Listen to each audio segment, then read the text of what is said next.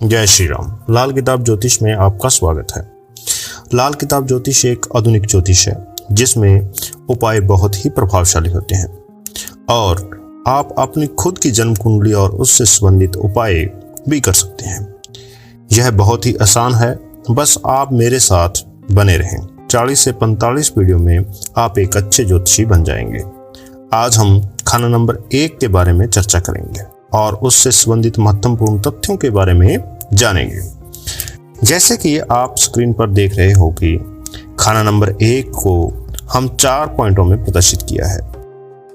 पहला खाना नंबर 1 की दृष्टियों के बारे में जानेंगे और दूसरे पॉइंट में हम यह समझेंगे कि लाल किताब में खाना नंबर 1, 7, 8 और 11 का आपसी संबंध क्या है, वह एक दूसरे पर क्या प्रभाव डालते हैं। तीसरे पॉइंट में हम यह समझेंगे कि लाल किताब में खाना नंबर 1 पर कविता में क्या समझाया हुआ है।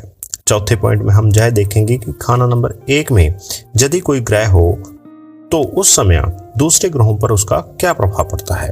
पहले पॉइंट में जैसा कि हमने कह चुके हैं, खाना नंबर 1 की दृष्टियां।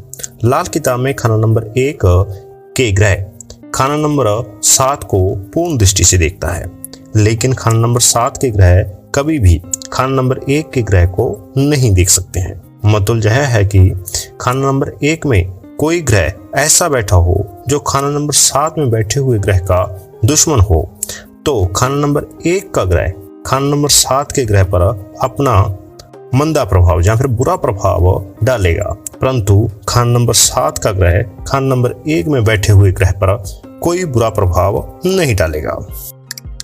लाल किताब में कुंडली के खाना नंबर 1 को राजा का सिंहासन कहते हैं। खाना नंबर 1 का ग्रह कुंडली के ग्रह फल का राजा होता है। खाना नंबर 1 को ज्योतिष में लगन कहा जाता है। इस लगन से ही रूह और माया का आपसी संबंध दर्शाया जाता है। भाग्य का शुभ होना लाल किताब के अनुसार लगन में स्थित ग्रहों की स्थिति पर भी निर्भर करता है।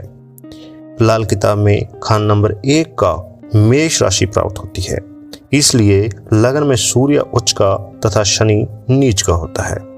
मंगल स्व राशि का होता है। इसी प्रकार खाना नंबर 7 में तुला राशि होती है और इसलिए सप्तम भाव में शनि उच्च का तथा सूर्य नीच का होता है तथा शुक्र स्व राशि का ग्रह होता है। आप स्क्रीन पर एक कुंडली देख रहे हो जिसमें चंद्रदेव कुंडली के खाना नंबर 1 में स्थित है और खाना नंबर 7 में बुध देव स्थित हैं। हम ट्यूटोरियल 2 में ग्रहों की मित्रता और शत्रुता के बारे में पढ़ चुके हैं। हमने देखा था कि चंद्रदेव बुध देव को अपना मित्र समझता है, परंतु बुध देव चंद्रदेव को अपना शत्रु समझता है। यहाँ पर चंद्रदेव खाना नंबर 1 में बैठकर बुध देव को पूर्ण दृष्टि से देख रहे हैं, जिसे वह अपना मित्र ग्रह मानता है, जिससे खाना नंबर 7 में बुध पर चंद्रदेव का शुभ प्रभाव पड़ेगा, परंतु बुध देव खाना नंबर 1 पर कोई प्रभाव नहीं डाल सकता। इसलिए बुध देव का खाना नंबर 1 में चंद्रदेव पर कोई भी बुरा प्रभाव नहीं पड़ेगा। अब खाना नंबर 1 और खाना नंबर 7 के बारे में कुछ नोट करने वाली बातें हैं।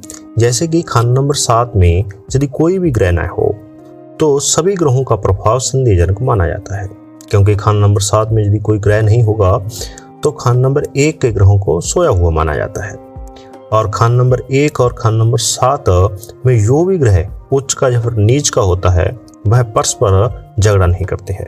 कहने का मतलब है कि शनि और सूर्य देव आपस में झगड़ा नहीं करते हैं, परंतु इसके विपरीत यदि खाना नंबर 1 में शनि नीच का है, यानी कि लगन में शनि हो जो नीच का हो गया, और खाना नंबर 7 में सूर्य नीच का होता है, तो इनका कुप्रभाव यानी कि इनका बुरा प्रभाव सप्तम भाव पर ही पड़ता है।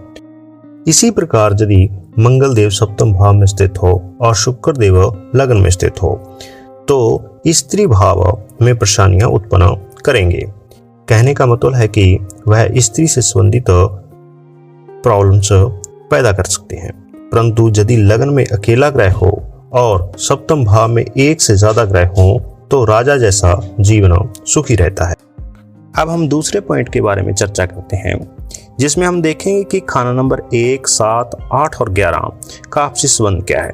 लाल किताब में खाना नंबर 1 को राजा का सिंहासन कहा गया है और लगन में स्थित ग्रह कुंडली का राजा होता है, और खाना नंबर 7 के ग्रह उस राजा के वजीर होते हैं।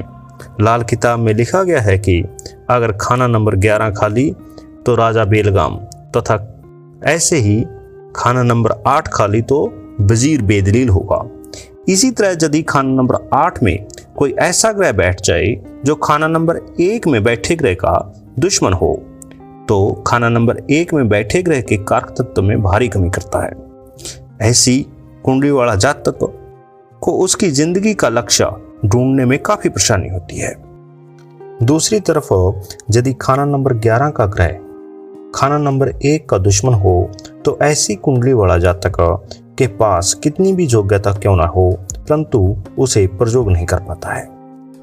जैसा कि आप स्क्रीन पर देख रहे हो कि लगन में बैठा ग्रह कुंडली का राजा होता है तथा कुंडली के एकादश भाव में स्थित ग्रह लगन में स्थित ग्रह के लिए नियम निर्धारित करता है, जिससे उस ग्रह के कारक तत्व का जातक के जीवन में सही प्रयोग किया जा सके।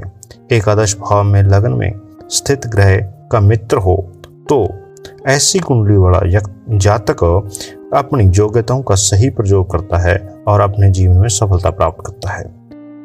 इसी प्रकार सप्तम भाव में स्थित ग्रह लगन में स्थित ग्रह का वजीर होता है और कुंडली के अष्टम भाव में स्थित ग्रह लगन में स्थित ग्रह की आंखें तथा सप्तम भाव में स्थित ग्रह मतलब लगन के ग्रह के वजीर की काबिलियत को दर्शाता है। कहने का मतलब है कि यदि लगन में स्थित ग्रह का मित्र ग्रह कुंडली के अष्टम भाव में स्थित हो, तो ऐसी कुंडली वाला बालक दूरदृष्टि रखने वाला होता है तथा उनके द्वारा लिए गए फैसले अच्छे होते हैं। एवं यदि सप्तम भाव में भी कोई मित्र ग्रह हो, तो ऐसे जातक को सोचने समझने तथा निर्णय लेने की क्षमता अच्छी होती है। इसके अलावा सबसे महत्वपूर्ण बात यह है कि खाना नंबर 1 में खाना नंबर 7 से ज़्यादा ग्रह नहीं होने चाहिए। यहाँ पर हमें सिर्फ ग्रहों की गिनती का ही ध्यान रखना चाहिए। यदि खाना नंबर 1 में 2 या 2 से अधिक ग्रह बैठे हों और खाना नंबर 7 में केवल एक ही ग्रह बैठा हो, तो ऐसी कुंडली वाला जातक के पास भले ही 2 या 2 से अधिक स्किल हों, मतलब उसकी योग्यताएं हों, लेकिन वह अपने स्किल का सही प्रयोग नहीं कर पाता है। और साथ ही योग ग्रह सप्तम भाव में स्थित हो, उसके कारक तत्व में भारी कमी होती है। मान लीजिए खाना नंबर 1 में राहु के साथ कोई 2 या 2 से अधिक ग्रह बैठे हैं। कहने का मतलब है कि खाना नंबर 1 में ग्रहों की गिनती ज़्यादा हो और खाना नंबर 7 में केवल एक ग्रह हो। कहने का मतलब यहाँ पर केतु देव अकेला स्थित है, जिसे हम वजीर माना है, जो कि खाना नंबर 1 में बैठे सभी राजाओं का, जितने भी ग्रह बैठे हैं सभी को हम राजा मानेंगे और जो भी राजा बैठे हैं वो अपना हुक्म देंगे। कहने का मतलब वो अपना हुक्म देंगे अपने वजीर को, तो एक ही समय में बहुत सारे हुक्म दिए जाएंगे तो वह उनको पूरा नहीं कर पाएगा और उनके हुक्म के नीचे वह दबकर अपनी जड़ कटवा लेगा। या फिर हम कह सकते हैं कि कई राजाओं के हुक्म के बोझ तले दबकर वजीर अपने कारक तत्व में कमी करता है।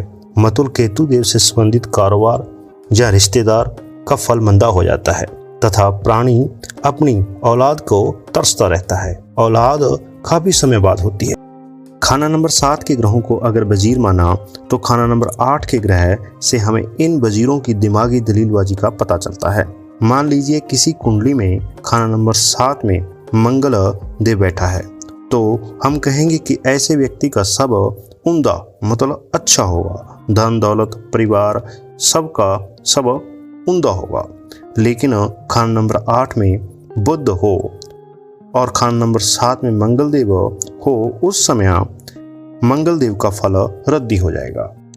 इसी प्रकार यदि खाना नंबर 1 में बुध देव आ जाए और मंगल देव खाना नंबर 7 में बैठा हो, तो भी खाना नंबर 7 के मंगल का फल मंदा होगा।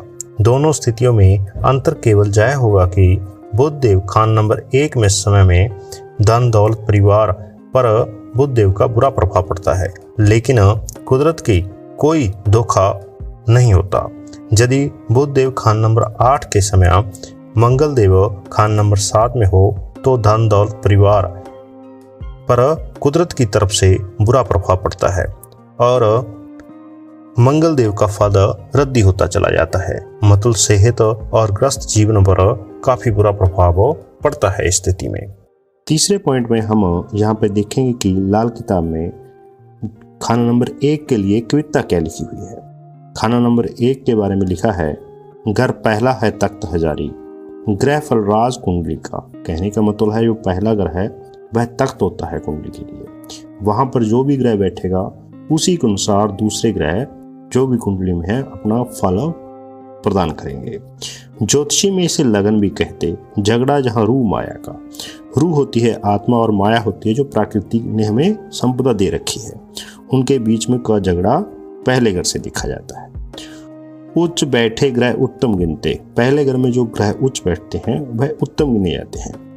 दस्ती लिखा खा विधाता हो, यानी कि जो लिखा हुआ है विधाता का वो हम देखते हैं इससे।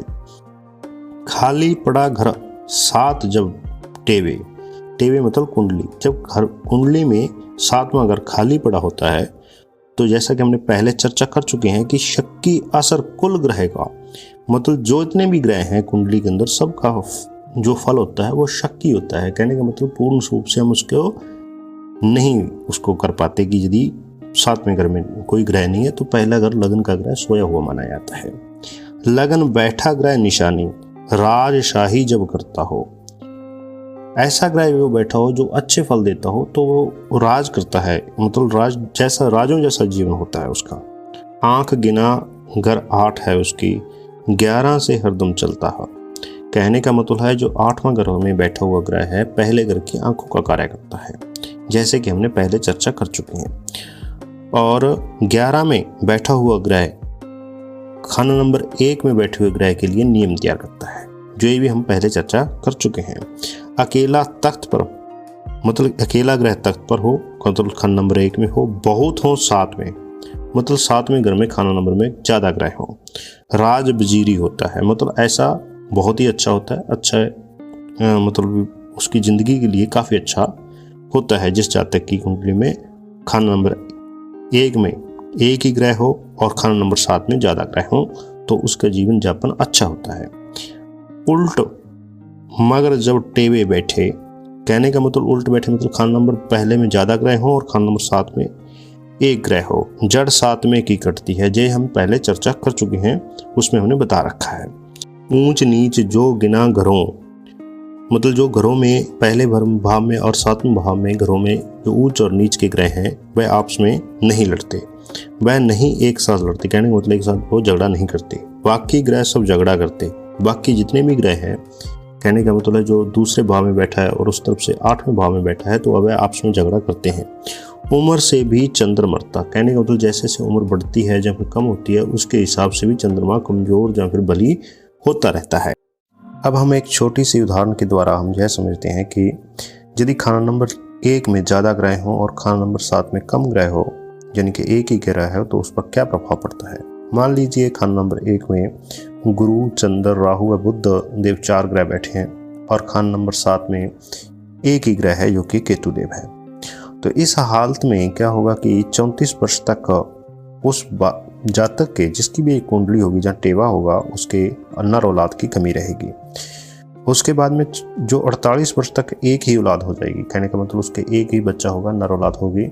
और यदि दूसरा बच्चा होगा तो उस समय क्या होगा कि उसके बुरे प्रभाव पड़ने शुरू हो जाएंगे, कहने का बुआ के ऊपर या फिर उसकी लड़की के ऊपर ऐसे उल्टे प्रभाव पड़ना शुरू हो जाते हैं। और इसके साथ ही यदि वह बालक जिसकी कुंडली में ऐसा कुछ है, यदि वो कुत्ते को रोटी देने लग जाए, जहाँ पर बुद्ध का देवता बुद्ध होता है जो तोते को रोटी देने लग जाए, चंद्रदेव का घोड़ा होता है घोड़े को खाना खिलाने लग जाए, चारा दे दे, शुक्रदेव की गाय होती है गाय को चारा दे, तो इनमें से कोई भी एक जानवर को पाल ले या फिर उसको चारा देने लगे या फिर रोटी खिलाने लगे अपने हिस्से की, तो इससे क्या होता है, ये सारे ग्रह अपना अच्छा प्रभाव देते हैं, यानी कि उम्दा प्रभाव देते हैं और राजयोग में परिवर्तित हो जाते हैं। खाना नंबर 1 के लिए कुछ महत्वपूर्ण बातें जो याद रखने योग्य हैं। पहली, जब भी कुंडली में मंगल बुध और मंगल नेक दोनों कुंडली में बन रहे हो, कहने का मतलब है सूर्य और बुध की युति हो और साथ ही सूर्य और शनि का भी किसी प्रकार से संबंध बन रहा हो, तो खाना नंबर 1 खाना नंबर 11 को देखेगा। और दूसरा पॉइंट है, जब कुंडली में खाना नंबर 11 खाली हो तो खाना नंबर 1 में स्थित ग्रह कोई भी ग्रह हो सकता है। बुध जैसे प्रभाव देगा, मतलब जैसा कुंडली में बुध देव होगा वैसा ही खाना नंबर 1 का ग्रह अपना प्रभाव प्रकट करेगा। कहने का मतलब इसको सुधारने के लिए हमें क्या करना होगा, हमें तोते को अपने पास पालना होगा, यानी कि उसकी सेवा करनी होगी, तो इसका प्रभाव अच्छा होगा। तीसरी याद रखने योग्य बात यह है कि यदि खाना नंबर 1 में 1 से ज़्यादा ग्रह हों और खाना नंबर 1 का न्यायपति, कहने का मतलब जो उसके अनुसार चलेगा, तो शुक्रदेव माना जाता है। जैसा ही शुक्रदेव कुंडली में हो वैसा ही वह प्रभाव देते हैं, जैसा कि कुंडली में पहले खाना नंबर में ग्रह हो। हमने स्टार्टिंग में 4 पॉइंट बनाए थे, उनमें से चौथा पॉइंट यह है कि खाना 1 में किसी ग्रह के होने से दूसरे ग्रहों पर क्या प्रभाव पड़ता है। जो भी ग्रह खाना नंबर 1 में आएगा, कुंडली में स्थित दूसरे ग्रहों के प्रभाव में भी बदलाव आता है। जब कुंडली में बृहस्पति मतलब गुरु खाना नंबर 1 में स्थित हो, तो बृहस्पति के मुकाबले दूसरे ग्रहों का कुंडली में प्रभाव इस प्रकार होगा। चंद्रदेव गुरुदेव के मुकाबले 50% ही प्रभाव प्रकट कर पाता है। शनिदेव 75% मतलब 3/4 प्रभाव ही प्रकट करता है। ऐसे ही केतुदेव गुरुदेव के मुकाबले 83% लगभग प्रभाव प्रकट करता है और शुक्रदेव कुंडली में गुरुदेव के लगभग 4 गुना ज़्यादा प्रभाव प्रकट करता है। और यदि कुंडली में गुरु सूर्य और राहु के साथ हो तो गुरु कुंडली में प्रभावहीन माना जाता है। कहने का मतलब जैसे भी हम लाल किताब में पढ़ते हैं कि जब भी गुरु राहु के साथ होता है तो वह उसे चुप करा देता है, और हम देखते हैं कि यहाँ पे सूर्य और राहु दोनों के साथ माना जाता है कि गुरु को प्रभावहीन बना देते हैं वे। और यदि गुरु कुंडली में अपने शत्रु ग्रहों के साथ हो तो अपनी महादशा के आधे वर्ष मतलब 8 वर्ष अच्छे फल देता है, और आधे वर्ष मतलब अपनी महादशा के पिछले 8 वर्ष बुरे प्रभाव प्रकट करता है। जब सूर्य देव कुंडली में खाना नंबर 1 में स्थित हो तो बुध देव और केतु देव सूर्य के मुकाबले आधे प्रभाव प्रकट ही कर पाते हैं। शनि देव कुंडली में सूर्य देव के मुकाबले मन की चेतना के लिए लगभग 65% और अपने पिता के लिए अपने आधे प्रभाव ही प्रकट कर पाता है, तथा जायदाद के लिए 1/3 ही प्रभाव दे पाता है कुंडली के अंदर। ऐसे ही चंद्रदेव यदि कुंडली में किसी ग्रह के साथ हो तो वह अपना प्रभाव को कम कर देते हैं। कहने का मतलब वह अपना प्रभाव बिल्कुल ही प्रभावहीन हो जाते हैं यदि वह किसी पाप ग्रह या फिर अपने शत्रु ग्रह के साथ हो या किसी भी ग्रह के साथ हो, तो अपना प्रभाव को कम कर देते हैं, वह फल नहीं दे पाते पूर्ण रूप से। शुक्रदेव खाना नंबर 1 के समय में चंद्रदेव अपना आधा प्रभाव प्रकट करता है और शनिदेव 1/3 ही कुंडली के अंदर शुक्रदेव के मुकाबले अपना प्रभाव प्रकट कर पाता है। शनिदेव यदि कुंडली में खाना नंबर 1 में स्थित हो तो चंद्रदेव अपना 1/3 प्रभाव प्रकट करता है और केतुदेव अपना आधा प्रभाव प्रकट कर पाता है, और बाकी सभी ग्रहों पर उसका कोई प्रभाव नहीं पड़ता। बुध देव के समय यदि कहने का मतलब बुध देव के समय खाना नंबर 1 में बुध हो तो उस समय शनिदेव और केतुदेव 1/4 ही प्रभाव प्रकट कर पाते हैं और चंद्रदेव अपना प्रभाव आधा प्रभाव प्रकट करता है बुध देव के मुकाबले। अब यदि हम खाना नंबर 1 में मंगल नेक की बात करते हैं तो शुक्रदेव शनिदेव व मंगल देव अपना 1/3 प्रभाव ही प्रकट कर पाते हैं। केतुदेव और बुध देव अपना आधा प्रभाव प्रकट करते हैं और इसके साथ ही राहु देव कुंडली में प्रभावहीन होता है। इसका मतलब है कि वह प्रभाव नहीं दे पाता। और यदि खाना नंबर 1 में राहु हो तो कुंडली में राहु देव के मुकाबले सूर्य देव प्रभावहीन होता है तथा चंद्रदेव कुंडली में अपना आधा प्रभाव ही दे पाता है। कुंडली में खंड नंबर 1 के समय चंद्रदेव प्रभावहीन होता है तथा सूर्य देव अपना आधा प्रभाव प्रकट करता है। आज की वीडियो हम यहीं पे समाप्त करते हैं और इसके साथ ही यह निवेदन करते हैं कि यदि आपको हमारी वीडियो अच्छी लगती है तो कृपया कमेंट जरूर करें और साथ में लाइक और सब्सक्राइब भी करें, और कमेंट करेंगे तो ज़्यादा से ज़्यादा वीडियो को शेयर करें, जिससे यह वीडियो फैलेगी और हमें इस चीज़ का प्रोत्साहन मिलेगा कि हम और वीडियो आपको प्रोवाइड कर सकें। जय श्री राम।